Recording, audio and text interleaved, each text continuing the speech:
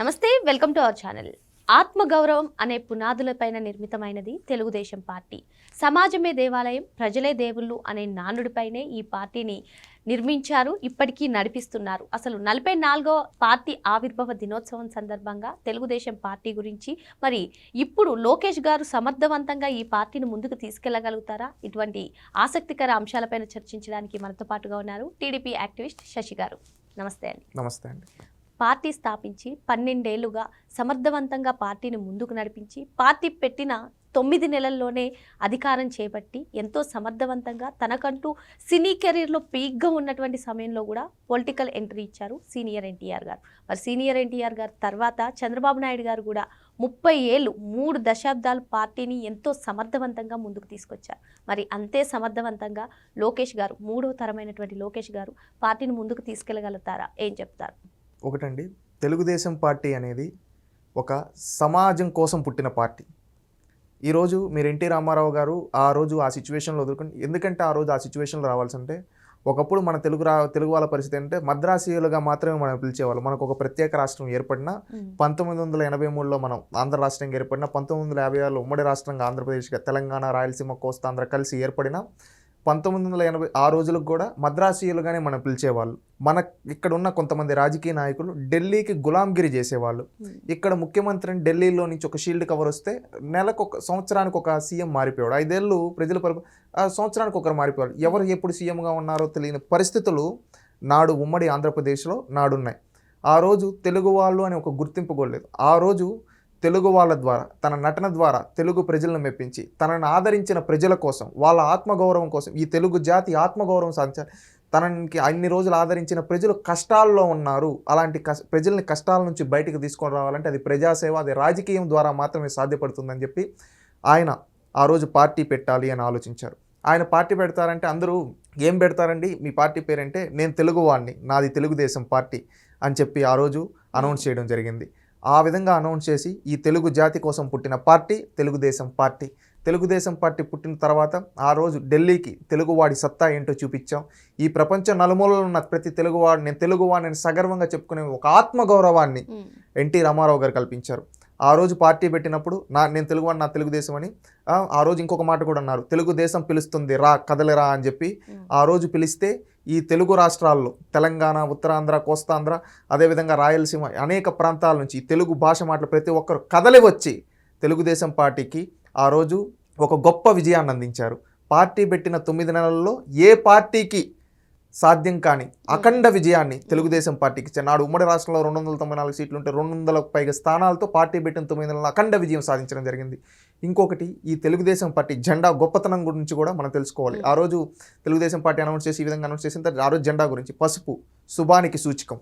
ఎందుకంటే మన తెలుగు ఇళ్లలో ఏ ప్రోగ్రాం జరిగినా కానీ మనం పసుపుతో మొదలుపెట్టాం. అలాంటి పసుపుని శుభ సూచకంగా పెట్టి ఈ పసుపు జెండా, దానిపైన కార్మిక చక్రం. ఎందుకంటే ఇక్కడ ప్రతి కార్మికుడు బాగుండాలి, అతని కుటుంబం బాగుండాలి, అతనికి శ్రమకు తగ్గ కష్టానికి ఫలితం అందించాలి అనే ఉద్దేశంతో. అదేవిధంగా మనం ఈ తెలుగు నేలపైన ఎక్కువగా అగ్రికల్చర్, అందుకే దానికి నాగలి చిహ్నంగా పెట్టి ప్రతి ఒక్క కర్షకుడు బాగుండాలి, ప్రతి ఒక్క కర్షకుడు గౌరవాన్ని ఇవ్వాలి అనే ఉద్దేశంతో. అదేవిధంగా ప్రతి పేదవాడికి ఇల్లు ఉండాలి అనే ఒక చిహ్నంగా ఇల్లు, ఈ విధమైన ఒక జెండాని రూపొందించి ఆ రోజు ఎగరవేయడం జరిగింది.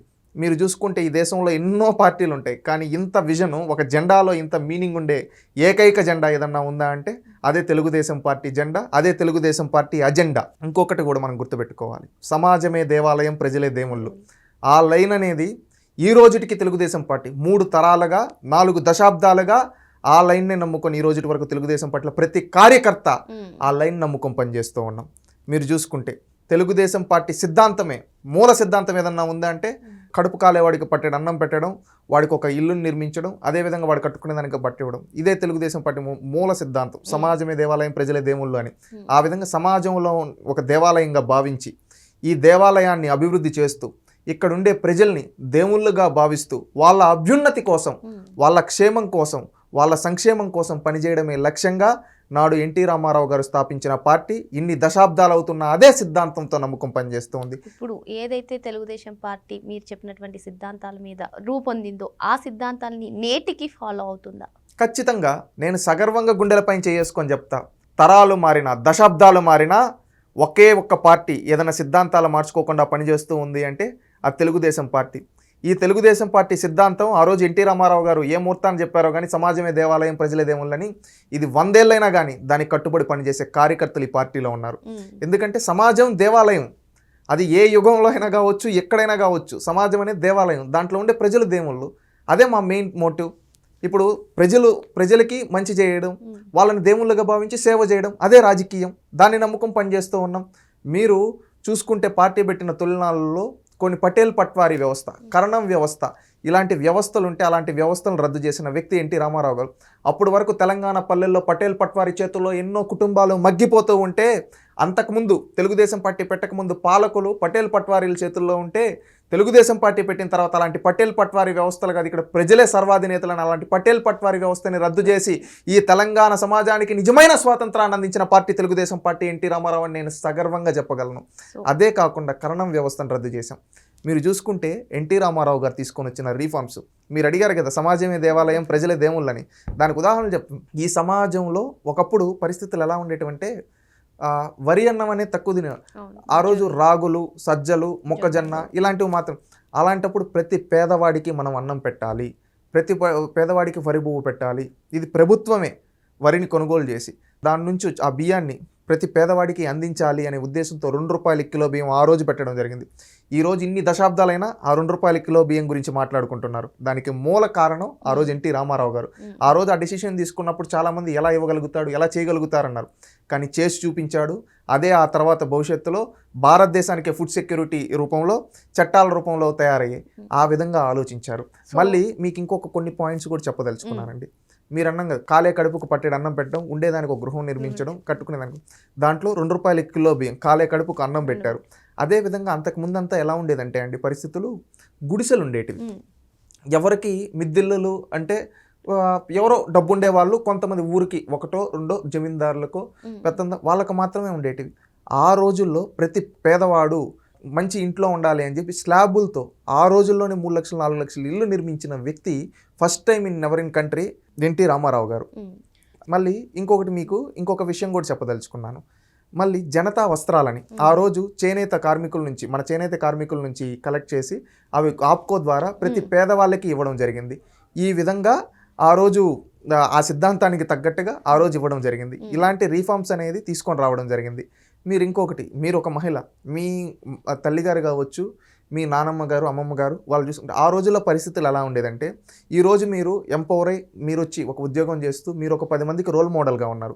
కానీ ఆ రోజుల్లో పరిస్థితులు ఎలా ఉండేటివో తెలుసా అండి? ఎవరన్నా మీ నానమ్మ గారు కావచ్చు, మీ అమ్మమ్మ గారిని కావచ్చు, వాళ్ళని కావచ్చు చెప్పిన అడిగితే వాళ్ళని ఎలా చూసేవాళ్ళు ఇంట్లో? మీరు చూస్తే వాళ్ళు ఇంట్లో ఒక వయసు వచ్చిందా, వాళ్ళకి పెళ్లి చేసామా, అత్తగారింటికి పంపించామా అనే విధంగా ఉండేది. అలాంటి రోజుల్లో ఆడబిడ్డను అత్తగారింటికి పంపిస్తే అత్తగారింటి దయాదాక్షిణ్యాల మీదే కాదు, పుట్టింటి నుంచి కూడా ఆస్తిలో సమాన హక్కు రావాలని చెప్పి అది తన ఇంటి నుంచే మొదలుపెట్టి తన కుమార్తెలకి, ఆ తర్వాత రాష్ట్రం అంతా దాన్ని ఇంప్లిమెంట్ చేసి హిందూ వారసత్వ చట్టంలో మార్పులు తీసుకొని వచ్చిన వ్యక్తి ఎన్టీ రామారావు.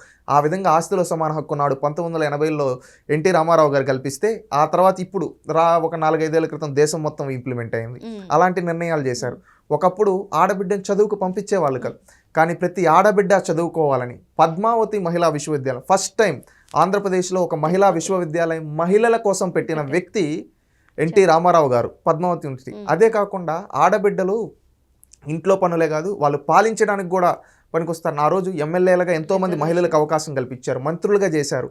మళ్ళీ అదే కాకుండా ఎన్టీ రామారావు గారు మీరు చూసుకుంటే స్థానిక సంస్థల్లో 10% రిజర్వేషన్ ఎన్టీ రామారావు గారు మహిళలకు కల్పించారు. ఎందుకంటే వాళ్ళు స్థానిక సంస్థల నుంచి నాయకత్వం ఇంప్రూవ్ అవ్వాలి, వాళ్ళు పెద్ద స్థాయికి వెళ్ళాలి అని చెప్పి ఆడబిడ్డలకి స్థానిక సంస్థల్లో 10% రిజర్వేషన్ ఎన్టీ రామారావు గారు కల్పించారు. ఈ విధంగా మహిళలకు ఎన్టీ రామారావు గారు ఈ విధంగా చేశారు. మళ్ళీ పేదలకు కూడు గూడు బట్ట అంటూ మీరు ఏదైతే ఎక్స్ప్లెయిన్ చేశారో అదే విధంగా ఆత్మ గౌరవాన్ని పెంచారు ఎన్టీ రామారావు గారు. చంద్రబాబు నాయుడు గారు కూడా ఆత్మ విశ్వాసాన్ని పెంపొందించి విజనరీ లీడర్గా గెలిచారు. మరి ఇప్పుడు లోకేష్ గారు కార్యకర్తే అధినేత అంటున్నారు. దీన్ని మీరు ఏ విధంగా విశదీకరిస్తారు? ఒకటండి, ఆత్మగౌరవాన్ని ఎన్టీ రామారావు గారు కల్పించారు. ఆత్మవిశ్వాసం ఏ విధంగా ఆత్మవిశ్వాసం కల్పించారో కూడా మనం చెప్దామండి. ఎందుకంటే నేను ఇంతకుముందు మహిళల గురించి ఈ విధంగా చెప్పాను కదండి. అదే మహిళలకి ఆ రోజు స్థానిక సంస్థల్లో రిజర్వేషను, ఆస్తిలో సమాన హక్కు, విశ్వవిద్యాలయం ఇవి ఎన్టీ రామారావు గారు చేస్తే, ఆడబిడ్డలు చదువుతూ ఉన్నారు, కానీ వీళ్ళకి ఇంకా మనం ప్రోత్సాహకం అందించాలని చెప్పి ఆ రోజు ఉద్యోగాల్లో కాలేజీల్లో 33% ఆడబిడ్డలకు రిజర్వేషన్ కల్పించిన వ్యక్తి చంద్రబాబు నాయుడు గారు. ఆ రోజు చదువుకొని రిజర్వేషన్ ద్వారా ఉద్యోగాలు పొంది ఈరోజు అత్యున్నత స్థానాల్లో ఉన్న ఎంతోమంది ఈ తెలుగింటి మహిళలను చూస్తుంటే గర్వంగా ఉంటుంది ఒక్కొక్క సందర్భంలో.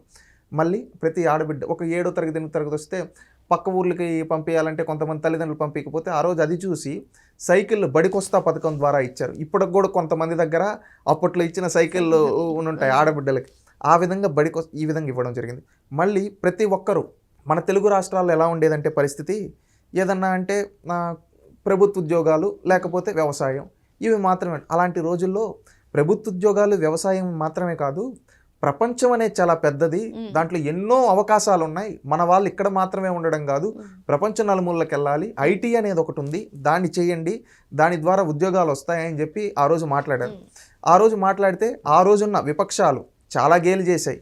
ఏమనంటే నువ్వు ఇంటర్నెట్ గురించి అంటున్నావు, పంపు సెట్టు గురించి మాట్లాడవయ్యా అని చెప్పి అన్నారు. ఆ రోజు కంప్యూటర్లు అంటే అవి గుడ్లు పెడతాయా కూడు పెడతాయా అని అడిగారు.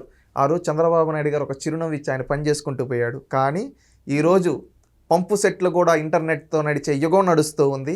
అదేవిధంగా నాడు గుడ్లు పెడతాయా కూడు పెడతాయా, ఈరోజు కోట్లు కూడగట్టి ఎంతోమందికి కూడు పెడుతూ ఉన్నాయి, ఎంతోమంది తలరాతలు మారుతూ ఉన్నాయి ఆ ఐటీ వల్ల. అలాంటి విప్లవం తీసుకొని వచ్చి ఆత్మవిశ్వాసాన్ని, ఈ తెలుగువాడు ప్రపంచ నలుమూలల్లో ఎక్కడైనా ఆత్మవిశ్వాసంతో బతికేలా చేసిన వ్యక్తి చంద్రబాబు నాయుడు గారు.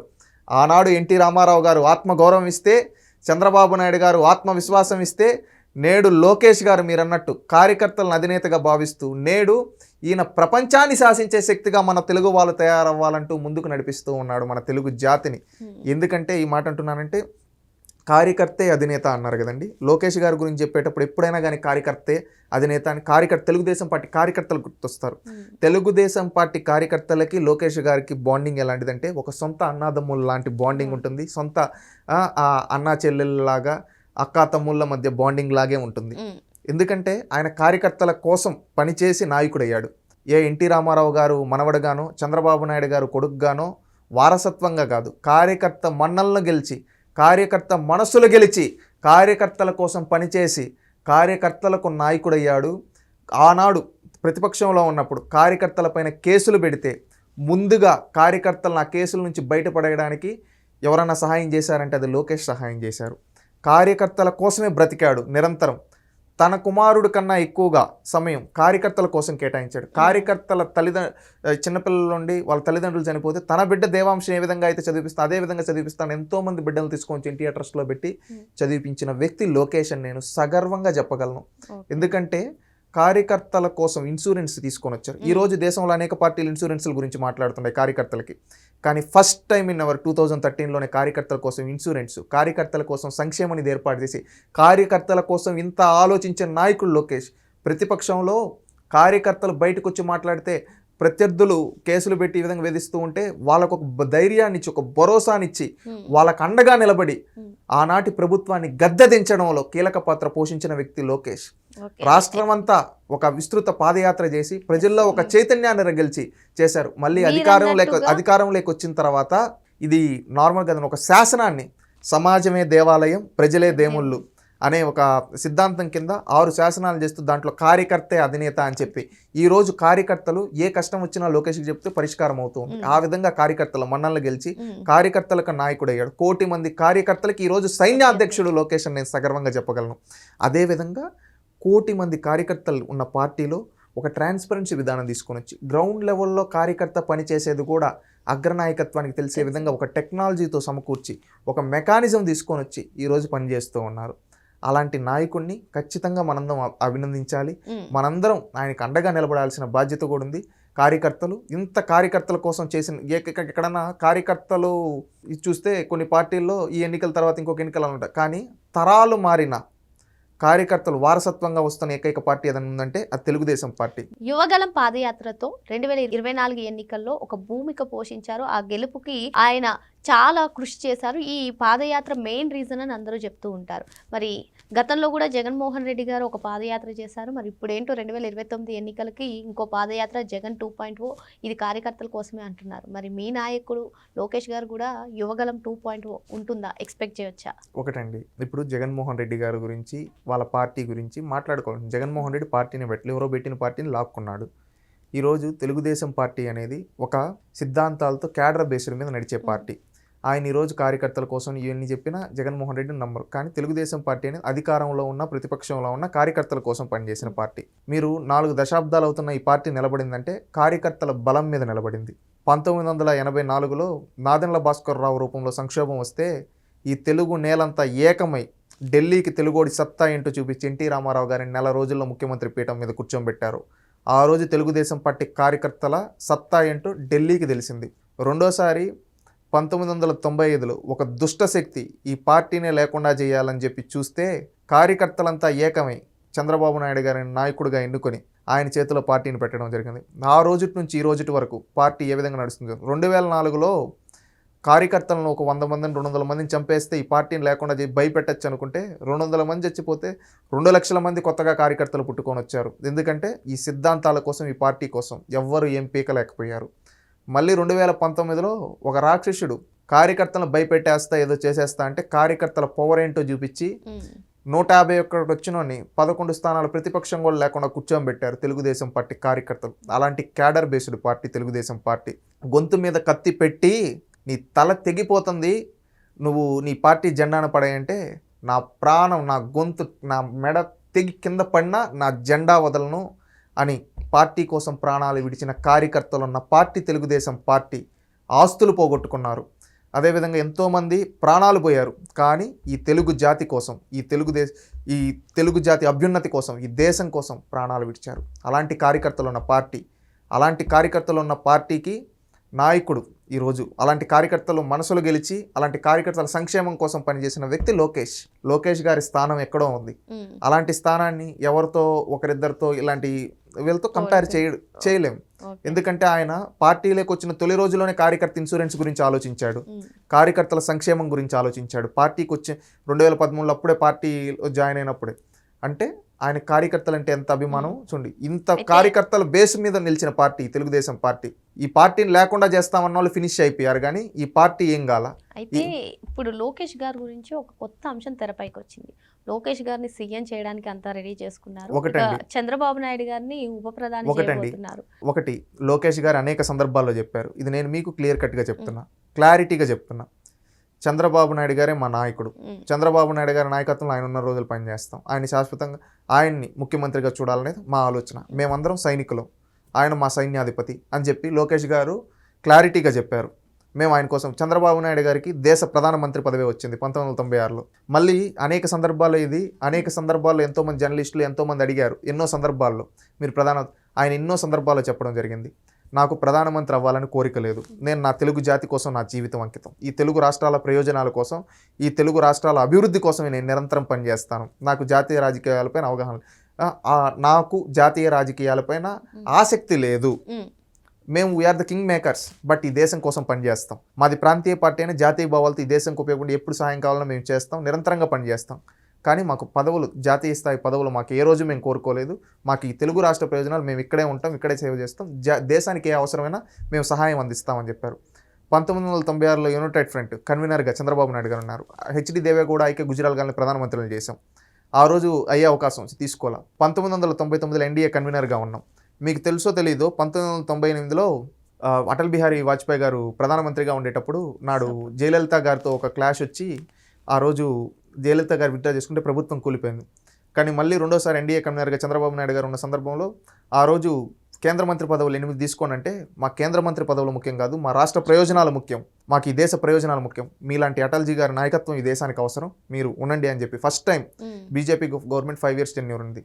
ఆ రోజు ఒక స్నేహబంధం నుంచి అటల్జీ నాయకత్వం ఈ దేశానికి అవసరం అని ఆ రోజు ఎలాంటి పదవులు తీసుకోకుండా మద్దతు ఇచ్చాం. అటల్జీ నాయకత్వం వల్ల ఈ దేశం ఎంత అభివృద్ధి చెందిందో మనం చూసాం. అలాంటి ఆలోచన చేస్తాం. ఏ రోజైనా మాది ప్రాంతీయ పార్టీ అయినా జాతీయ భావాలతో పనిచేస్తాం, ఈ దేశం కోసం పనిచేస్తాం. మాకు వ్యక్తిగతంగా మాకు పదవులో ఇంకేదో కాదు, ఈ దేశ ప్రయోజనాలు ముఖ్యం, మా తెలుగు జాతి ప్రయోజనాలు ముఖ్యం, దానికోసం పనిచేస్తాం. మా తెలుగు జాతికి అన్యాయం ఎవరైనా చేయాలంటే ఎదురెళ్ళి పోరాడతాం. అది ఈ తెలుగుదేశం పార్టీ యొక్క గొప్పతనం. పదవి అనేది మాకు పదవుల కోసం పనిచేయాలి ఏ రోజు కానీ.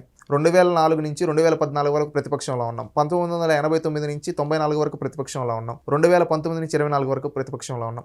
ఎప్పుడు ప్రతిపక్షంలో ఉన్న ప్రజాపక్షమై పోరాడమే కానీ ఏ రోజు అధికారం ఉంటేనే చేస్తాం, అధికారం లేకపోతే కాదు. అధికారం ఉన్నా లేకున్నా నిరంతరం ప్రజాపక్షమై పోరాడింది, ఈ తెలుగు జాతి కోసమే పోరాడింది. 2009 ఆ రోజుల్లో బాబ్రీ ప్రాజెక్టు ఇవి మహారాష్ట్రలో ఇష్యూ ఉంటే ఆ రోజు ఇక్కడ అధికారంలో కాంగ్రెస్ పార్టీ ఉండింది. ఇప్పుడు తెలంగాణలో మీరు చెప్పే బీఆర్ఎస్ టీఆర్ఎస్ వాళ్ళు ఎవరు వెళ్ళి పోరాడాల? ఆ రోజు తెలుగుదేశం పార్టీ వెళ్ళి ఈ తెలంగాణ హక్కుల కోసం మహారాష్ట్రలో పోరాడింది. ఎందుకంటే నా తెలుగు జాతి, నా తెలంగాణ ప్రాంతంకి అన్యాయం జరగకూడదని పోరాడింది. ఈ రోజున్న కాంగ్రెస్ పార్టీ కావచ్చు, అంతకుముందు అధికారంలో ఉన్న బీఆర్ఎస్ టీఆర్ఎస్ కావచ్చు, వాళ్ళు వెళ్ళి పోరాడాల. ఆ రోజు తెలుగుదేశం పార్టీ వెళ్ళి పోరాడింది. ఎందుకంటే నా తెలంగాణ ప్రజలకు అన్యాయం జరగకూడదు ఆ ప్రాజెక్టు వల్ల అని చెప్పి. ఆ విధంగా పోరాటం చేసిన పార్టీ తెలుగుదేశం పార్టీ. తెలుగు జాతి ప్రయోజనాల కోసం పనిచేసాం. ఏ రోజు మా వ్యక్తిగత స్వార్థాలు చూసుకోవాలా. ఈ తెలుగు రాష్ట్రాల్లో ఎన్నో రిఫార్మ్స్ తీసుకొని వచ్చాం. మీరు ఎడ్యుకేషన్ సిస్టంలో తీసుకుంటే ప్రాథమిక పాఠశాలలు కావచ్చు, అంగన్వాడీలు కావచ్చు, అదేవిధంగా హై స్కూళ్ళు కావచ్చు, జూనియర్ కాలేజీలు కావచ్చు, ఇంజనీరింగ్ కాలేజీలు కావచ్చు, మెడికల్ కాలేజీలు కావచ్చు, వీటన్నిటికీ ఒక పాలసీ పెట్టి ఆ పాలసీ ప్రకారంగా ఇంప్లిమెంట్ చేసుకుంటూ వచ్చిన పార్టీ. ఈ 2 తెలుగు రాష్ట్రాల్లో అత్యధిక ఉపాధ్యాయ పోస్టులు ఇచ్చిన ఏకైక పార్టీ ఏదన్నా ఉందంటే అది తెలుగుదేశం పార్టీ ఇచ్చింది. ఎడ్యుకేషన్ సెక్టర్లో ఒక రిఫార్మ్, ప్రతి ఒక్కరూ చదువుకోవాలని చదువుల పండగ అనే ఒక ప్రోగ్రామ్ తీసుకొని వచ్చి ఈ తెలుగు జాతి ఎంతోమంది పిల్లలను తీసుకొని వచ్చి పాఠశాలలో కూర్చోబెట్టారు. ఒకప్పుడు బీసీ ఎస్సీ ఎస్టీ పిల్లలంటే పనికి మాత్రమే వెళ్ళాలనే ఆలోచనలో కొంతమంది ఉండే రోజుల్లో పనికి మాత్రమే కాదు వాళ్ళు చదువుకోవాలి, వాళ్ళ తలరాతలు మారాలని ఆలోచించిన ఏకైక నాయకుడు చంద్రబాబు నాయుడు గారు. ఆ రోజు చదువుల పండుగ ప్రోగ్రాం పెట్టి ఎంతోమంది దళిత వాడల్లో, బీసీ కాలనీల్లో, ఎస్టీ కాలనీల్లో, గిరిజన కాలనీల్లో ఉన్న పిల్లల్ని పాఠశాల నుంచి ఉపాధ్యాయులను పంపించి మీరు వాళ్ళు తీసుకొని వచ్చి వాళ్ళ పాఠశాలలో కూర్చోబెట్టి చదివిపియండి అని చెప్పి వాళ్ళ తల్లిదండ్రులకు చైతన్యం కలిగించి మీ తలరాతలు మారాలంటే అది ఒక విద్య ద్వారా మాత్రమే అని చెప్పి ఆ రోజు చదివిపించారు. ఆ రోజు చదివిపించడం వల్ల ఈరోజు వాళ్ళు ఎంతోమంది అత్యున్నత స్థానాల్లో గ్రూప్ 1 ఆఫీసర్లుగా, గ్రూప్ 2 ఆఫీసర్లుగా, ఎన్నో సెట్ ఇంజనీర్లుగా, డాక్టర్లుగా సెటిల్ ఈరోజు సమాజానికి సేవలు, వాళ్ళ కుటుంబాలు మారాయి. ఒకప్పుడు వాళ్ళు ఎవరింటికైతే పనికెళ్తూ ఉన్నారో వాళ్ళకే ఈరోజు సహాయం చేసే స్థాయిలో వాళ్ళని కూర్చోబెట్టిన వ్యక్తి చంద్రబాబు నాయుడు గారు. అంబేద్కర్ విదేశీ విద్య లాంటివి, అంటే దళితులు అంటే ఎప్పుడు ఉన్నతమైన స్థానాల్లో ఉండాలని చెప్పి వాళ్ళు విదేశాల్లో కూడా చదువుకోవాలి, పెద్ద చదువులు చదవాలి అని చెప్పి వాళ్ళని ఎంకరేజ్ చేశారు. వాళ్ళ స్టార్టప్స్ని ఎంకరేజ్ చేశారు. వాళ్ళకి సబ్సిడీల మీద కిన్నోవ కార్లు ఇలాంటివన్నీ ఇచ్చి వాళ్ళు సొంతంగా వ్యాపారాలు చేసుకోవాలి, వాళ్ళ అభ్యున్నతి కోసం పనిచేశారు. ఈ విధంగా బడుగు బలహీన వర్గాల అభ్యున్నతి కోసం పనిచేసిన పార్టీ తెలుగుదేశం పార్టీ, చంద్రబాబు నాయుడు గారు, ఎన్టీ రామారావు గారు. పార్టీకి సంబంధించి అన్ని వ్యవహారాలు కూడా లోకేష్ గారే చూసుకుంటున్నారు. కానీ సీనియర్ లీడర్లని ఆయన పక్కన పెట్టేశారు. అంతా యూత్ పైనే ఫోకస్ చేశారు, యూత్ నే ముందుకు నడిపిస్తున్నారు అనే కామెంట్స్ కూడా వినిపిస్తున్నాయి. ఇది ఎంతవరకు? ఒకటండి, లోకేష్ గారు ఎప్పుడు చెప్తూ ఉంటారు, సీనియర్లను గౌరవిస్తాం, జూనియర్లను ఎంకరేజ్ చేస్తాం, అందరం కలిసి సమిష్టిగా పనిచేస్తాం, సీనియర్స్ యొక్క డైరెక్షన్లో పనిచేస్తాం. ఈరోజు పొలిట్ బ్యూరోలో తీసుకున్న, రాష్ట్ర కమిటీలో తీసుకున్న, పార్లమెంట్ కమిటీలో తీసుకున్న సీనియర్లు జూనియర్లకు ఇద్దరికి సమ ప్రాధాన్యత కల్పిస్తూ ముందుకెళ్తూ ఉన్నారు. ఈరోజు సీనియర్ల డైరెక్షన్లోనే వెళ్తారు. ఇదేంటంటే కొంతమంది ఊహాగానాలు మాత్రమే. ఒకటి గుర్తుపెట్టుకొని, తెలుగుదేశం పార్టీ అనేది ఒక కుటుంబం. ఆ కుటుంబంలో పెద్దల యొక్క ఆలోచనలకు తగ్గట్టుగా యువతతో కూడుకుని ముందుకెళ్తాం. ఈరోజు మాలాంటి యువకులకు అవకాశం వచ్చాయంటే లోకేష్ గారి వల్లే వచ్చాయి పార్టీలో, ఖచ్చితంగా చెప్తాం. అట్లని సీనియర్లకు ఇచ్చే ప్రాధాన్యత ఇస్తూనే జూనియర్లను కూడా వాళ్ళకి అటాచ్ చేసి వాళ్ళ యొక్క డైరెక్షన్లో పనిచేయమని చెప్తూ ఉన్నారు. ఎందుకంటే ఈరోజు చంద్రబాబు నాయుడు గారు ముఖ్యమంత్రిగా ఉన్నారు, యూత్ అంతా క్యాబినెట్లో ఉన్నారు.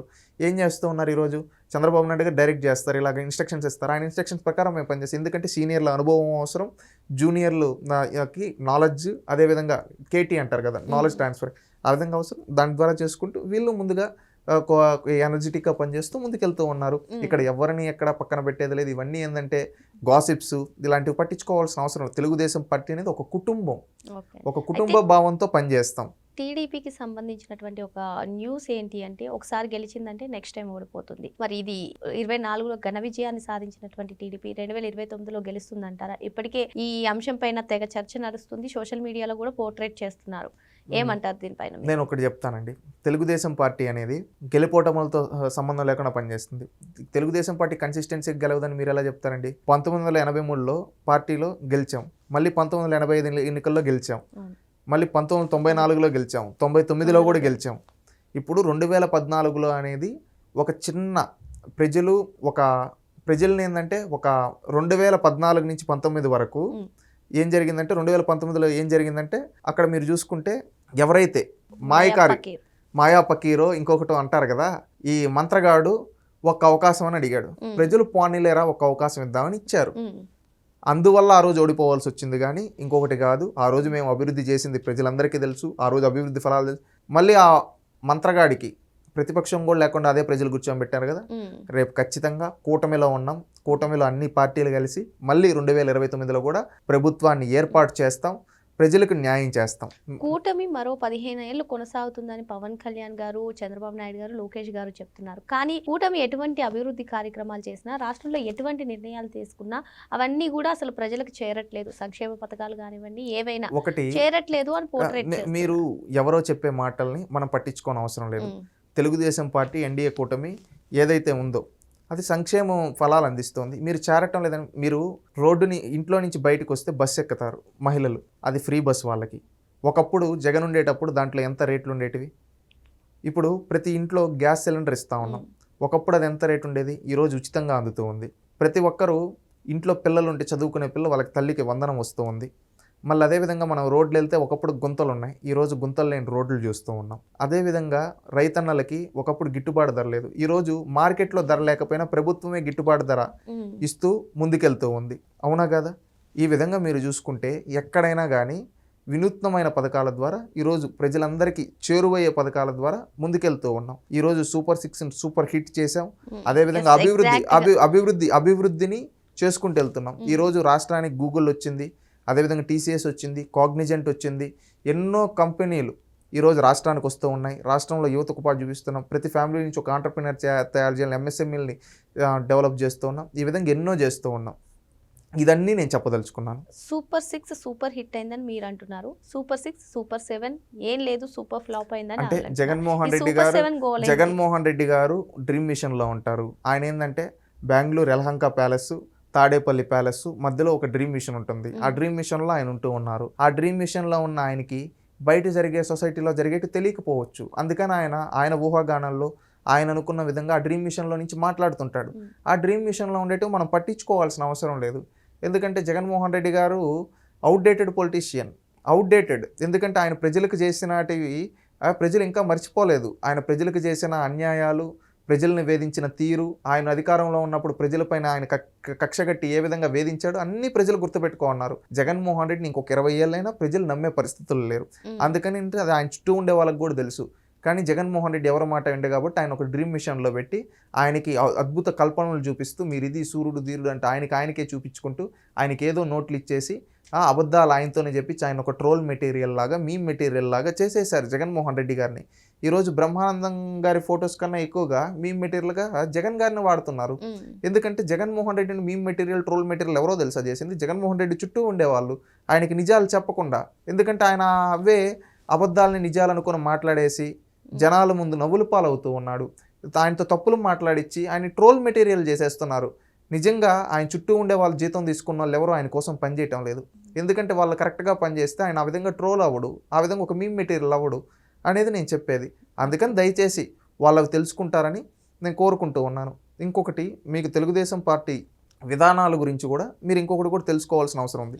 ఈ పార్టీ 44 ఏళ్ళు అవుతూ ఉంది. 44 ఏళ్లలో చేసినటువన్నీ నేటి తరం యువతరం తెలుసుకోవాలి. నేటి తరం యువతరం ఎందుకు తెలుసుకోవాలంటే ఈరోజు రాష్ట్రం బాగుండాలి, రాష్ట్ర ప్రయోజనాలు బాగుండాలి, రాష్ట్రం కోసం ప్రతి ఒక్కరూ పనిచేయాలి. ప్రతి ఒక్కరూ పని చేయగలిగినప్పుడే రాష్ట్రం బాగుంటుంది. నాకెందుకులే అనే ఒక స్వార్థం ఉంటే, అందరూ స్వార్థపరులు అయితే ఎవరు ముందుకు రాకపోతే రాష్ట్రం నాశనం అయిపోతుంది. అందుకని నేను చెప్పేది ఏంటంటే నేటి తరం యువతరం ప్రతి ఒక్కరికి. మరి పార్టీ ఆవిర్భవించినప్పుడు విధానాలు ఎలా ఉన్నాయో ఆ విధి విధానాలను ఒకసారి చెప్తారా నేటి తరం యువతకి? ఒకటండి, తెలుగుదేశం పార్టీ విధి విధానాలు అనేది ఆ రోజు ఎన్టీ రామారావు గారు పెట్టినప్పటి నుంచి తరానికి తగ్గట్టుగా మార్చుకుంటూ అంటే మూల సిద్ధాంతం సమాజమే దేవాలయం, ప్రజలే దేవుళ్ళు. దాన్ని అప్పుడు పరిస్థితులకు అనుగుణంగా మార్చుకుంటూ ప్రజలకు మంచి చేస్తూ వస్తూ ఉంది. దీనికి ఉదాహరణగా నేను కొన్ని ఎగ్జాంపుల్స్ చెప్పదలుచుకున్నాను. ఒకప్పుడు రైతులకి మీరు చూసుకుంటే గతంలో ఏ విధంగా ఉండేదంటే పవర్ ఛార్జెస్ అనేది ఎక్కువ ఉండేది. అప్పుడు వాళ్ళు కట్టుకునే వాళ్ళు కాదు. అప్పుడు 50 రూపాయలకే హార్స్ పవర్ ఇచ్చారు ఎవరు? ఎన్టీ రామారావు గారు. మళ్ళీ ఆ తర్వాత చంద్రబాబు నాయుడు గారు వచ్చి ఒక పవర్ రీఫార్మ్స్ తీసుకొని రావడం జరిగింది.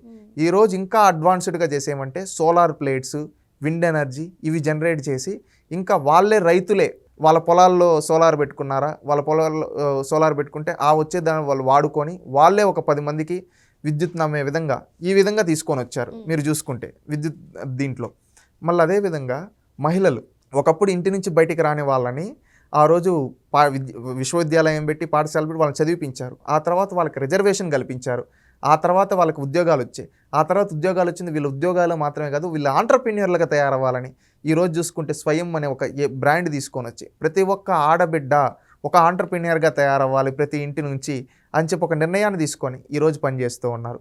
మనం స్కూల్స్‌లో చూసుకుంటే ఒకప్పుడు ఎవరో పాఠశాలకి లిటరసీ రేట్ కానీ వాళ్ళందరినీ చదువుకోమని చెప్పారు. చదువుకోమని చెప్పిన తర్వాత దాంట్లో మళ్ళీ టెక్నాలజీ, ఐటీని యాడ్ చేశారు. ఈరోజు ఇంకా అడ్వాన్స్డ్‌గా క్వాంటమ్, ఏఐని యాడ్ చేస్తూ ఉన్నారు. ఈరోజు స్కూల్ పిల్లలే ఒక మేజర్ ప్రాజెక్ట్స్ చేసే విధంగా వాళ్ళకి ఒక కరిక్యులం అనేది, ఒక ప్రాపర్ కరిక్యులం అనేది డెవలప్ చేస్తూ ఉన్నారు. ఈరోజు సమాజంలో నైతిక విలువలు తగ్గిపోతున్న పరిస్థితుల్లో ఈరోజు వాళ్ళలో నైతిక విలువలు పెంచాలి, చిన్నప్పటి నుంచే వాళ్ళ మనస్తత్వాన్ని పెంచాలి, మహిళలను గౌరవించాలనే విధానాలు తేవాలని లోకేష్ గారు ఏం చేస్తూ ఉన్నారు? ఈరోజు చాగంటి కోటేశ్వరరావు గారు లాంటి వాళ్ళని ప్రభుత్వ సలహాదారులుగా పెట్టి వాళ్ళకు ఒక ప్రత్యేక పుస్తకాలు పిల్లల్ని చిన్న పిల్లలప్పటి నుంచే వాళ్ళకి సబ్జెక్ట్ పైన అవగాహన కల్పిస్తూ వాళ్ళకి పెద్దలను ఎలా గౌరవించాలి, సమాజంలో ఎలా నడుచుకోవాలని, ఎందుకంటే నైతిక విలువలతో ఉంటే వాళ్ళు ఒక మంచి పౌరులుగా తయారవుతారు. ఆ విధంగా తయారైతే మనం ఒక మంచి సమాజాన్ని నిర్మించవచ్చు అని ఈరోజు ఉన్న పరిస్థితిలో చూస్తున్నాం. ఈరోజు సోషల్ మీడియా బ్యాన్ కావచ్చు, ఎందుకంటే ఈరోజు సోషల్ మీడియా బాగా విస్తృతంగా వచ్చేసింది. దానివల్ల కొంతమంది తప్పుడు దోవలు, అలాంటి వాళ్ళు తప్పుడు దోవలు ఎవరు వెళ్ళకూడదు. సోషల్ మీడియా 13 ఇయర్స్ 16 ఇయర్స్ వరకు దానిపైన కూడా కమిటీ చేసి అది బ్యాన్ చేసి వీళ్ళని ఒక మంచి మార్గంలో నడిపించాలి అని చెప్పి ఈ విధంగా చేస్తూ ఉన్నారు.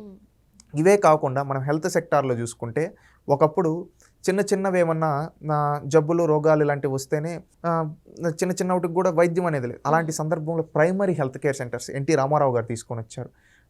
ఆ తర్వాత 30 పడకలు 50 పడకలు వీటికి రూపకల్పన ఎన్టీ రామారావు గారి. మళ్ళీ దాన్ని కంటిన్యూ చేస్తూ చంద్రబాబు నాయుడు గారు వచ్చిన తర్వాత 30 పడకలు 50 పడకల ఆసుపత్రులతో పాటు ఈ ప్రైమరీ హెల్త్ కేర్ సెంటర్లతో 100 పడకల హాస్పిటల్ని, పెద్ద ఆసుపత్రులని వీటిని తీసుకొని వచ్చి వీటిని కన్స్ట్రక్ట్ చేశారు. ఈరోజు ఈ 2 తెలుగు రాష్ట్రాల్లో అత్యధిక ఆసుపత్రులు కట్టించింది ఎవరన్నా అంటే అది తెలుగుదేశం పార్టీ. 100 పడకల హాస్పిటల్ కావచ్చు, 50 పడకలు కావచ్చు, 30 పడకలు కావచ్చు.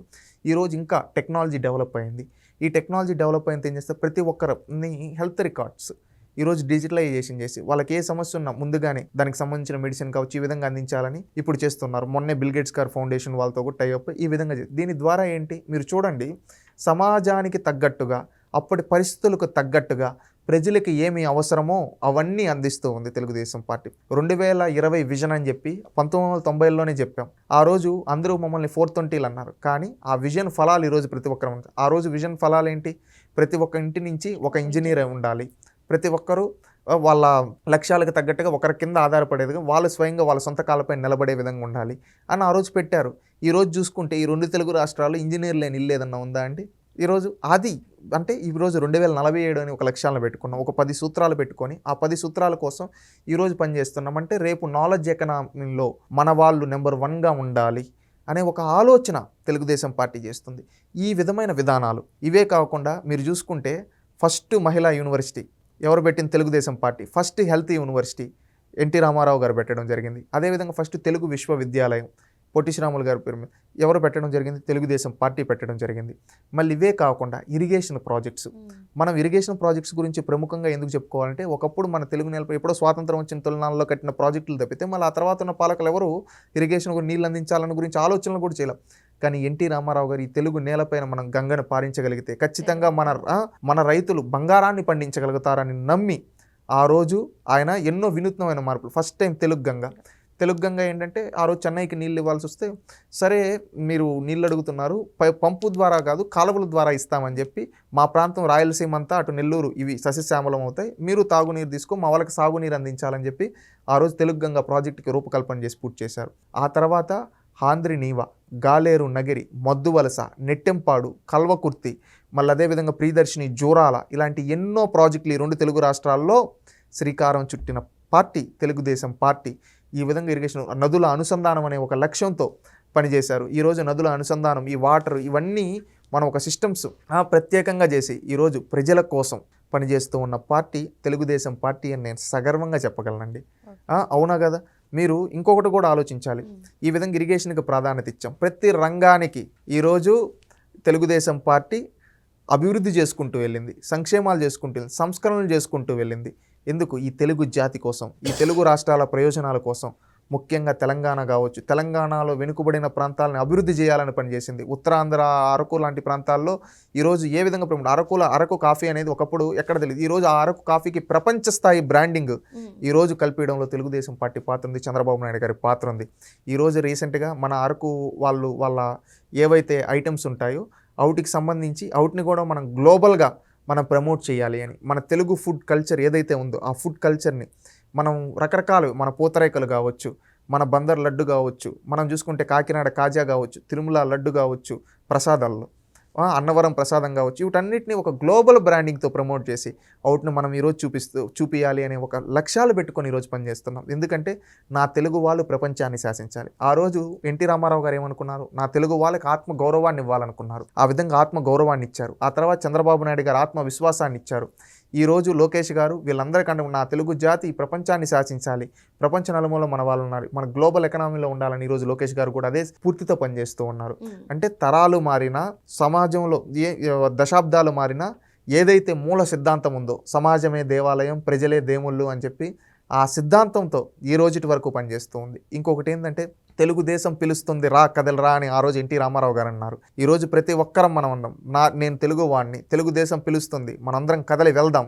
ఎందుకంటే ఇలాంటి పార్టీ విలువలతో కూడుకున్న పార్టీ, ఈ సమాజం కోసం పనిచేసే పార్టీలో మనం భాగం అవ్వాలని యువతనికి నేను పిలుపునిస్తూ ఉన్నాను. ఎందుకంటే ఈ పార్టీ అనేది బాగుంటే మన తెలుగు జాతి బాగుంటుంది. ఈ పార్టీ ఏ రోజు కానీ స్వప్రయోజనాల కోసం పనిచేయాల, ఈ రాష్ట్ర ప్రయోజనాల కోసం, ఈ దేశ ప్రయోజనాల కోసం పనిచేసింది. ఇలాంటి పార్టీ చిరస్థాయిగా ఉంటే మనలాంటి ఎంతోమందికి రేపు భవిష్యత్తు ఉంటుంది. ఎందుకంటే నాడు 2020 అన్నప్పుడు గేలు చేశారు, కానీ ఆ 2020 ఫలాలు అనుభవిస్తాం. ఆ రోజు 2020 అన్నప్పుడు నేను లేను, ఈ భూమి పైన నేను పుట్టను కూడా పుట్టలేదు, కానీ ఈరోజు 2020 ఫలాలు నేను అనుభవిస్తున్నాను. కానీ 2047 అని ఒక లక్ష్యాలను పెట్టుకొని పనిచేస్తాను. ఎవరి కోసం? మన కోసం, మన రాష్ట్రం కోసం, మన ప్రజల కోసం, మన భావితరాల భవిష్యత్తు కోసం. ఈ విధంగా ఆలోచించే పార్టీ దేశంలో ఎక్కడన్నా ఉందా? లేదు. ఏకైక పార్టీ ఏదన్నా భవిష్యత్ తరాల కోసం ఆలోచిస్తుందంటే అది తెలుగుదేశం పార్టీ. సమాజంలో వచ్చే మార్పులను అందిపుచ్చుకుంటూ ప్రజలకు ఏం అవసరం అవి చేస్తూ ముందుకెళ్తూ ఉంది. ఇలాంటి పార్టీలో ప్రతి ఒక్కరూ భాగం అవ్వాలి. ఎందుకంటే మనకు మంచి చేసిన వాళ్ళని మనం మర్చిపోకూడదు. ఎందుకంటే మనకు మంచి చేసిన వాళ్ళకు మనం చేయూతను అందించగలిగితే వాళ్ళు ఇంకా 10 మందికి మంచి చేయగలుగుతారు. అది ఆలోచించాలి. ఈరోజు ఇప్పుడు 1-2 సార్లు అధికారంలోకి వస్తేనే రాష్ట్రాల్లో మేము దేశాన్ని నేలేస్తామనే పార్టీలను చూస్తున్నాం. కానీ దేశ రాజకీయాలను శాసించే స్థాయి వచ్చినా కానీ నా రాష్ట్ర ప్రయోజనాలే ముఖ్యమని పనిచేసే నాయకత్వం, కార్యకర్తలు, పార్టీ ఏదైనా ఉందంటే తెలుగుదేశం పార్టీ. పార్టీ పెట్టిన 9 నెలల అధికారంలోకి వచ్చామని మేము గర్వంగా పార్టీ పెట్టిన 4 ఏళ్లలోనే దేశంలోనే 2వ అతిపెద్ద పార్టీగా వ్యవహరించాం పార్లమెంట్లో. ఆ రోజు ఇందిరాగాంధీ చనిపోయినప్పుడు దేశమంతా ఎన్నికలు జరిగితే కాంగ్రెస్ ప్రపంచంలో 404 సీట్లు, పార్లమెంట్లో హైయెస్ట్ మెజారిటీ, ఇప్పుడు రికార్డు. ఆ రికార్డు అప్పుడు 2వ అతిపెద్ద పార్టీ ఏదంటే తెలుగుదేశం పార్టీ. 30 స్థానాలతో ఆ రోజు 2వ అతిపెద్ద పార్టీగా ఉన్నాం. ఆ రోజు కూడా దేశంకి ప్రతిపక్షంగా వ్యవహరించి దేశ ప్రయోజనాల కోసం పనిచేస్తాం. 1989లో ఎన్టీ రామారావు గారు నేషనల్ ఫ్రంట్ కన్వీనర్గా ఆ రోజు గవర్నమెంట్ ఫామ్ చేశాం. ఆ తర్వాత 1996లో యునైటెడ్ ఫ్రంట్ కన్వీనర్గా చంద్రబాబు నాయుడు గారు గవర్నమెంట్ ఫామ్ చేశాం. 1999లో ఆ రోజు ఎన్డీఏ కన్వీనర్గా చంద్రబాబు నాయుడు గారు గవర్నమెంట్ ఫామ్ చేశాం. అంటే ఎంతోమందిని దేశానికి ప్రధానమంత్రులను అందించాం, దేశానికి రాష్ట్రపతులను అందించాం. కానీ ఈ దేశ ప్రయోజనాలు, ఈ తెలుగు జాతి ప్రయోజనాల కోసమే పనిచేసి పదవుల కోసం ఏ రోజు పాకులాడలేదు. ఇంకొకటి మనం చూసుకుంటే ఊర్లలో దళితుల్ని ఏ విధంగా చూస్తారో మనకు తెలుసు. ఒకప్పుడు దళితుల్ని ఏ విధంగా చూసేవాళ్ళు, కనీసం గుళ్ళల్లోకి కూడా రానిచ్చేవాళ్ళు కాదు. అలాంటి దళితుల్ని అత్యున్నత స్థానంలో కూర్చోబెట్టిన పార్టీ తెలుగుదేశం పార్టీ అని సగర్వంగా చెప్తా. ఎందుకంటే ఈరోజు భారత ప్రజాస్వామ్యంలో పార్లమెంట్ అనేది దేవాలయం లాంటిది. అలాంటి దేవాలయంలో స్పీకర్ స్థానం అనేది ఎంతో అత్యున్నత స్థానం. శాసనసభలో కూడా అలాంటిది. అలాంటి స్పీకర్లుగా ఒక బాలయోగ్ గారిని, ఒక ప్రతిభా భారతి గారిని అగ్రస్థానాన్ని కూర్చోబెట్టారు. ఆ రోజు పార్లమెంట్లో 545 మంది ఎంపీలు ఉంటే దేశ నలుమూలల నుంచి ఆ రోజు ఒక దళితుడి ముందు వాళ్ళందరూ లేసి అధ్యక్ష అనే స్థానం, ఆ దళితుడికి అంత హుందాతనమైన స్థానం తెలుగుదేశం పార్టీ కల్పించింది. ఇక్కడ ప్రతిభా భారతి గారికి అలాంటిది కల్పించింది. అంటే దళితులు ఎప్పుడూ ఒకరి కాళ్ళ కింద కాదు, వాళ్ళు ఏలే స్థానంలో ఉండాలి, వాళ్ళు శాసించే స్థానంలో ఉండాలని దళితుల కోసం పనిచేసిన పార్టీ ఏదైనా ఉందా అంటే ఈ దేశంలో అది ఒక తెలుగుదేశం పార్టీ. అన్ని మతాలకి, అన్ని వర్గాలకి న్యాయం చేసింది. బీసీలకి స్థానిక సంస్థల్లో 20% రిజర్వేషన్ నాడు ఎన్టీ రామారావు గారు కల్పించారు. దాన్ని 30% చంద్రబాబు నాయుడు గారు చేశారు. మళ్ళీ అదేవిధంగా ఎంతోమంది బీసీ నాయకత్వాన్ని గ్రౌండ్ లెవెల్ నుంచి బిల్డ్ చేశారు. మళ్ళీ మైనారిటీల కోసం కార్పొరేషన్ ఏర్పాటు చేసిన పార్టీ తెలుగుదేశం పార్టీ అని నేను సగర్వంగా చెప్పగలను. అంటే ఇది ఒక సెక్యులర్ విధానాలతో అన్ని మతాలని, అన్ని వర్గాలకి న్యాయం చేస్తూ పనిచేసిన ఏకైక పార్టీ తెలుగుదేశం పార్టీ. అంటే ఈ పార్టీలో ఏంటంటే అన్ని వర్గాల వాళ్ళకి అవకాశాలు. ఈరోజు పార్టీ పొలిట్ బ్యూరోలో తీసుకున్న, పార్టీ రాష్ట్ర కమిటీలో తీసుకున్న, పార్లమెంట్ కమిటీలో తీసుకున్న, గ్రామ కమిటీ వరకు ఒక దామాషా ప్రకారం అన్ని వర్గాల వాళ్ళని ఏకం చేసి ఈ తెలుగు జాతి అభ్యున్నతి కోసం పనిచేస్తుంది. ఈ తెలుగు జాతి ప్రయోజనాలే ముఖ్యం. ఒకప్పుడు బీసీలు అంటే వృత్తి పనులు మాత్రమే అనే రోజుల్లో అలాంటి వాళ్ళని తీసుకొని వచ్చి ఒక మంచి నాయకత్వాన్ని అందించి ఈ 2 తెలుగు రాష్ట్రాల్లో రాజకీయ కురువృద్ధులుగా తయారయ్యారు. ఈరోజు మనం చూసుకుంటే తెలంగాణలో దేవేంద్ర గౌడ్ గురించి మాట్లాడతారు. అలాంటి దేవేంద్ర గౌడ్ గారి గురించి కావచ్చు, తలసాని శ్రీనివాస్ యాదవ్ గారి గురించి కావచ్చు, ముదిరాజ్ కమ్యూనిటీకి సంబంధించిన ఎంతో మందిని కావచ్చు, యాదవ సామాజిక వర్గానికి సంబంధించిన వాళ్ళని కావచ్చు, కురుబ సామాజిక వర్గానికి సంబంధించిన వాళ్ళని కావచ్చు, ఇలాంటి ఎన్నో సామాజిక వర్గాలకు సంబంధించిన వాళ్ళని తీసుకొని వచ్చి అత్యున్నత స్థానంలో కూర్చోబెట్టిన పార్టీ తెలుగుదేశం పార్టీ. ఒక రజకుడిని కూడా ఎమ్మెల్సీగా చేసి శాసనమండలిలో అత్యున్నత స్థానంలో కూర్చోబెట్టాం. ఈరోజు శాసనమండలి చైర్మన్గా నాడు షరీఫ్ గారిని కూర్చోబెట్టి ముస్లింలను అగ్రతాంబూలం ఇచ్చాం. ఒక అత్యధికంగా కమ్మ సామాజిక వర్గం ఉండే పార్లమెంట్ గుంటూరు పార్లమెంట్, అలాంటి దగ్గర నుంచి ఒక మైనారిటీ లాల్జన్ బాషా గారిని రాజ్యసభకు పంపించాం, లోక్సభకు పంపించాం. ఇది తెలుగుదేశం పార్టీ గొప్పతనం. ఈ విధంగా ఎంతో మందిని, అన్ని వర్గాల వాళ్ళని, అన్ని కులాలకి, అన్ని మతాలకి, అన్ని ప్రాంతాలకి సమన్యాయం చేస్తూ అభివృద్ధి వికేంద్రీకరణ చేస్తూ పనిచేసిన పార్టీ తెలుగుదేశం పార్టీ. ఈ తెలుగు జాతి ప్రయోజనాలే ప్రథమ ముఖ్యం. ఏ రోజు కానీ వ్యక్తిగత ప్రయోజనాలు చేసిందని ఒక్కటి కూడా చూపిలేరు. భూతద్దం పెట్టేది నాకు కనబడదు. ఎందుకంటే ఈ తెలుగు జాతి ముఖ్యం కోసం పుట్టిన పార్టీ, ఈ తెలుగు జాతి ప్రయోజనాల కోసం పుట్టిన పార్టీ. మీరు చూసుకుంటే ఎక్కడైనా కానీ ఈ దేశంలో అనేక పార్టీ పైన అనేక అవినీతి విమర్శలు ఉన్నాయి. కానీ తెలుగుదేశం పార్టీ పైన ఈ రోజు వరకు ఎవరు అవినీతి విమర్శలు చేయలేరు. ఎందుకంటే అంత ట్రాన్స్పరెన్సీగా రాజకీయాలు చేసి ప్రజల కోసం పనిచేసింది అలాంటి పార్టీ తెలుగుదేశం పార్టీ. అధికారంలో 22 ఏళ్ళున్నా, ప్రతిపక్షంలో 22 ఏళ్ళ పైన ఏ రోజు కానీ ప్రజాపక్షమై పోరాడమే కానీ ఏ రోజు మా వ్యక్తిగత స్వార్థాల కోసం పని చేయం కూడా. ఎందుకంటే ఈ తెలుగు జాతి ప్రయోజనాలే ముఖ్యం, ఈ తెలుగు రాష్ట్రాల ప్రయోజనాలే ముఖ్యం, ఈ దేశ ప్రయోజనాలే మాకు ముఖ్యం. అందుకని యువతరాన్ని పిలుపునిస్తూ ఉన్నాం. రండి, కదలిరండి, ఈ తెలుగుదేశం పార్టీలో జాయిన్ అవుదాం. ప్రతి ఒక్కరం ఈ నవ సమాజాన్ని నిర్మిద్దాం, మన తెలుగు జాతిని అభివృద్ధి చేసుకున్నాం, అందరం కలుద్దాం. ఎందుకంటే ఈ తెలుగు జాతికి ఎన్నో ఉపయోగపడే ఆలోచనలు, ఎన్నో పాలసీస్ తీసుకొని వచ్చి తెలుగు జాతి రూపురేఖలను మార్చింది తెలుగుదేశం పార్టీ. ఇలాంటి పార్టీలో మనందరం ఉండగలిగితే ఖచ్చితంగా రేపు రానున్న రోజుల్లో ఈ తెలుగుదేశం పార్టీ అనేది మన కోసం, మన భావితరాల కోసం పనిచేసే పార్టీ కాబట్టి మన తలరాతలు మారతాయని పిలుపునిస్తూ ఉన్నాం. యువతకు అవకాశాలు కల్పిస్తారు. యువ నాయకత్వం లోకేష్ గారు ఉన్నారు. ఎంతో మంది చదువుకున్న విద్యావంతుడు కొత్త తరం యువతని ఖచ్చితంగా పిలుపునిచ్చి ఎంతో మందిని, ఎలాంటి రాజకీయ చరిత్ర లేని వారిని ఆ రోజు ఎన్టీ రామారావు గారు ఏ విధంగా అయితే అవకాశాలు కల్పించారో ఈ రోజు లోకేష్ గారు కూడా అదే విధంగా అవకాశాలు కల్పిస్తున్నారు. రండి, చదువుకున్న తర్వాత మనం ఒక మంచి పొజిషన్కి వచ్చి రాజకీయాల్లోకి వద్దాం, రాజకీయాల్లోకి వచ్చి ఈ పార్టీలో సేవ చేద్దాం, ఈ పార్టీ ద్వారా 10 మందికి ఉపయోగపడే పాలసీలు కావచ్చు ఇవన్నీ తయారు చేద్దాం. అందుకని యువతరాన్ని పిలుపునిస్తూ ఉన్నాం. రండి, కదలిరండి, తెలుగుదేశం పార్టీ లేకపోతే 44 ఏళ్ళగా ఈ తెలుగు జాతి కోసం పనిచేస్తుంది. ఇంకొక 100 ఏళ్ళు కూడా ఈ పార్టీ ఉండాలి. యువ రక్తం అవసరం. యువత ఉన్నారు, ఇంకా రావాలి. ఇంకా ప్రతి ఒక్కరూ ఒక బాధ్యతగా తీసుకొని తెలుగుదేశం పార్టీలో ఉండాల్సిన అవసరం ఉంది. ఎందుకంటే ఒక తెలుగువాడిగా నేను తెలుగుదేశం ఒక బాధ్యత అనేది మన ప్రతి ఒక్క తెలుగు యువత గుర్తు చేసుకోవాలని కోరుకుంటూ, నేను ఈరోజు ఇంకా చెప్తే తెలుగుదేశం పార్టీ గురించి రోజులు సరిపోవు, అన్ని అద్భుతమైన విజయాలు ఉన్నాయి. ఈరోజు ఊర్లో ఉండే ఇంకుడు గుంత చెక్ డ్యామ్ కాడి నుంచి మొదలు పెడితే అంగన్వాడీ కావచ్చు, ప్రాథమిక పాఠశాల కాడి నుంచి మొదలు పెడితే రాష్ట్ర సచివాలయంలో ఉన్న పెద్ద ఆసుపత్రి కాడ కావచ్చు, సచివాలయం కావచ్చు, ఇవన్నీ తెలుగుదేశం పార్టీ చేసిన అభివృద్ధి మార్క్ కనిపిస్తుంది. ఈరోజు మీరు తెలంగాణ గురించి కూడా అడగచ్చు. తెలంగాణలో ఇంకుడు గుంతల కార్యక్రమం కావచ్చు, చెక్ డ్యాములు కావచ్చు, ఆ రోజు అంగన్వాడీలు కావచ్చు, ప్రైమరీ హెల్త్ కేర్ సెంటర్లు కావచ్చు, ఆ రోజు తెలుగుదేశం పార్టీ హయాంలో స్టార్ట్ చేశారు. రోడ్ల కాడ కావచ్చు, గ్రామీణ స్థాయిలో వాటర్ ట్యాంకులు కావచ్చు, ఇవన్నీ ఆ రోజు ఆలోచనలు చేశారు. అక్కడ నుంచి మొదలు పెడితే ఈరోజు హైదరాబాద్లో ఉండే గాంధీ హాస్పిటల్ కావచ్చు, హైటెక్ సిటీ వరకు కావచ్చు. ఇదే విధంగా ఆంధ్రాలో తీసుకుంటే ఈరోజు రాష్ట్ర సచివాలయం కావచ్చు, రాష్ట్ర అసెంబ్లీ కావచ్చు, ఇవన్నీ తెలుగుదేశం పార్టీని కట్టింది. ఈరోజు మంగళగిరిలో ఉండే ఎయిమ్స్ కావచ్చు, అవన్నీ తెలుగుదేశం పార్టీ ద్వారా వచ్చినట్టువే. ఈరోజు ప్రతి ఒక్క గ్రామంలో, ఈ తెలుగు రాష్ట్రాల్లో ప్రతి మారుమూల పల్లెల్లో కూడా తెలుగుదేశం పార్టీ మార్కుంది. ఈ పార్టీ ఇంకా పటిష్టంగా ఉండాలి. తెలుగు యువత ఆలోచించు, రా, కదలిరా, ఈ తెలుగుదేశం పార్టీలోకి ఏకమవుదాం. ఈ తెలుగుదేశం పార్టీ జెండా రెపరెపలాడేలా చేద్దాం. మన తెలుగు జాతిని అభివృద్ధి చేసుకున్నాం, ఈ దేశాన్ని అభివృద్ధి చేసుకున్నాం. మన తెలుగు వాళ్ళు ప్రపంచాన్ని శాసించే విధంగా మనం తయారవుదామని పిలుపునిస్తున్నాను ఒక యువకుడిగా. ఓకే, మరి 44వ ఆవిర్భావ దినోత్సవం సందర్భంగా తెలుగుదేశం పార్టీకి, సమాజానికి ఎటువంటి కృషి చేసిందో తెలిపినందుకు శశి గారికి ధన్యవాదాలు తెలుపుకుందాం. Thank you.